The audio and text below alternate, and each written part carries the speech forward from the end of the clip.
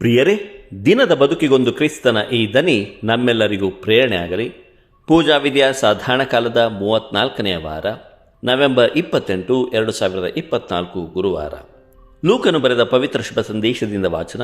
21ನೇ ಅಧ್ಯಾಯ 20ರಿಂದ 28ರವರೆಗಿನ ವಚನಗಳು. ಆ ಕಾಲದಲ್ಲಿ ಯೇಸು ಶಿಷ್ಯರಿಗೆ ಹೀಗೆಂದರು: ಜೆರುಸಲೇಮ್ ಪಟ್ಟಣವನ್ನು ಸೈನ್ಯಗಳು ಸುತ್ತುಗಟ್ಟುತ್ತಿರುವುದನ್ನು ನೀವು ಕಾಣುವಾಗ ಅದರ ವಿನಾಶ ಸಮೀಪಿಸಿದೆಂದು ತಿಳಿದುಕೊಳ್ಳಿ.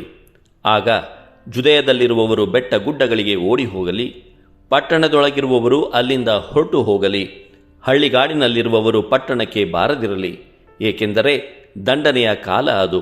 ಅದನ್ನು ಕುರಿತು ಪವಿತ್ರ ಗ್ರಂಥದಲ್ಲಿ ಬರೆದಿರುವುದೆಲ್ಲ ಆಗ ನೆರವೇರಬೇಕು. ಅಯ್ಯೋ, ಆ ದಿನಗಳಲ್ಲಿ ಗರ್ಭಿಣಿಯರ ಮತ್ತು ಹಾಲುಡಿಸುವ ತಾಯಂದಿರ ಗೋಳೇಣು!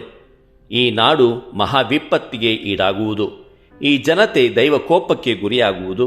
ಕೆಲವರು ಕತ್ತಿಯ ಬಾಯಿಗೆ ತುತ್ತಾಗುವರು, ಮತ್ತೆ ಕೆಲವರು ಬಂಧಿತರಾಗಿ ದೇಶ ದೇಶಗಳಿಗೆ ಕೊಂಡೊಯ್ಯಲ್ಪಡುವರು.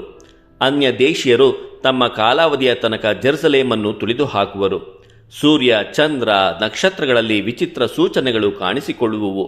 ಮೊರೆಯುವ ತೆರೆಗಳ ಹಾಗೂ ಬೋರ್ಗರೆಯುವ ಸಮುದ್ರದ ನಿಮಿತ್ತ ಭೂಮಿಯಲ್ಲಿ ಜನಾಂಗಗಳು ದಿಕ್ಕು ತೋಚದೆ ತತ್ತರಿಸಿ ಹೋಗುವು. ಗ್ರಹಶಕ್ತಿಗಳು ಕದಲುವುದರಿಂದ ಧರೆಯಲ್ಲಿ ಏನೇನು ಸಂಭವಿಸುವುದೋ ಎಂಬ ಭಯಭೀತಿಯಿಂದ ಮಾನವರು ದಿಗ್ಭ್ರಮೆಗೊಳ್ಳುವರು.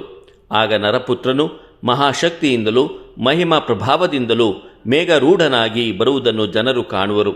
ಇವೆಲ್ಲವೂ ಸಂಭವಿಸಲು ತೊಡಗುವಾಗ ನೀವು ನಿರೀಕ್ಷಿಸುತ್ತಾ ತಲೆ ಎತ್ತಿ ನಿಲ್ಲಿರಿ, ಏಕೆಂದರೆ ನಿಮ್ಮ ಉದ್ಧಾರವು ಸಮೀಪಿಸಿತು. ಪ್ರಭುವಿನ ಶುಭ ಸಂದೇಶ. ಕ್ರಿಸ್ತರೇ ನಿಮಗೆ ಸ್ತುತಿ ಸಲ್ಲಲಿ. ಚಿಂತನೆ.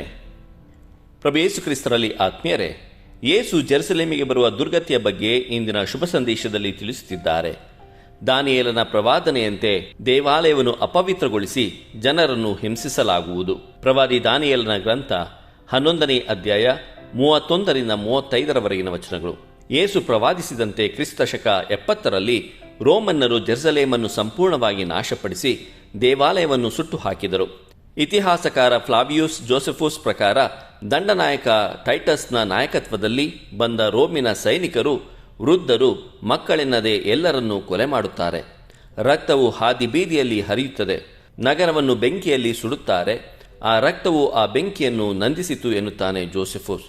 ಪ್ರಿಯರೇ, ಆ ಯುದ್ಧದಲ್ಲಿ ಸುಮಾರು 97,000 ಯೆಹೂದ್ಯರನ್ನು ಸೆರೆಯಾಳುಗಳನ್ನಾಗಿ ಕೊಂಡೊಯ್ದರು.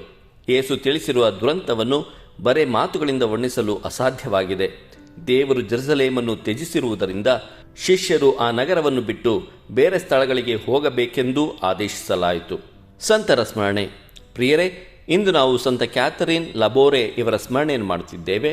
ಇವರ ಕಾಲಾವಧಿ ಕ್ರಿಸ್ತಶಕ 1806ರಿಂದ 1876ರವರೆಗೆ. ಸಂತ ಕ್ಯಾಥರಿನ್ ಲಬೋರೆರವರು ತಮ್ಮ 24ನೇ ವಯಸ್ಸಿನಲ್ಲಿ ಕನ್ಯಾಸ್ತ್ರೀ ಪದವಿಯ ತರಬೇತಿಯಲ್ಲಿ ಇರುವಾಗಲೇ ಸಂತ ವಿನ್ಸೆಂಟ್ ಡಿ ಪಾಲ್ ಸಭೆಯ ಸದಸ್ಯಳಾಗಿದ್ದರು. ಮಾತೆ ಮರಿಯಮ್ಮನವರು ಇವರಿಗೆ ದರ್ಶನವಿತ್ತು ಅವರ ದರ್ಶನದ ಪದಕಗಳನ್ನು ಹೊಂದುವಂತೆ ಕೇಳಿಕೊಂಡಿದ್ದರು. ಇವರ ಮೃತ ಶರೀರ ನಶಿಸಿ ಹೋಗದೆ ಇನ್ನೂ ಹಾಗೆಯೇ ಇದೆ. ಸಂತ ಕ್ಯಾಥರಿನ್ ಲಬೋರೆರವರೇ ನಮಗಾಗಿ ಪ್ರಾರ್ಥಿಸಿರಿ. ದೇವರು ನಮ್ಮೆಲ್ಲರನ್ನು ಆಶೀರ್ವದಿಸಲಿ. ಇದು ದನಿ ಮಾಧ್ಯಮ ಮನೆಯ ಕೊಡುಗೆ. ಧ್ವನಿ ವಂದನೆಯ ಸ್ವಾಮಿ ಶಾಂತಕುಮಾರ್ ಜೆ, ಬೆಂಗಳೂರು ಮಹಾಧರ್ಮ ಕ್ಷೇತ್ರ. ಪ್ರಿಯರೇ, ಈ ಚಾನೆಲ್ ಅನ್ನು ಸಬ್ಸ್ಕ್ರೈಬ್ ಮಾಡಿ ಪ್ರತಿದಿನ ದೇವರ ವಾಕ್ಯವನ್ನು ಆಲಿಸುತ್ತಾ ಅದನ್ನು ಇತರರೊಂದಿಗೆ ಹಂಚಿಕೊಳ್ಳಲು ನಮಗೆ ನೆರವಾಗಿರಿ. ಧನ್ಯವಾದಗಳು.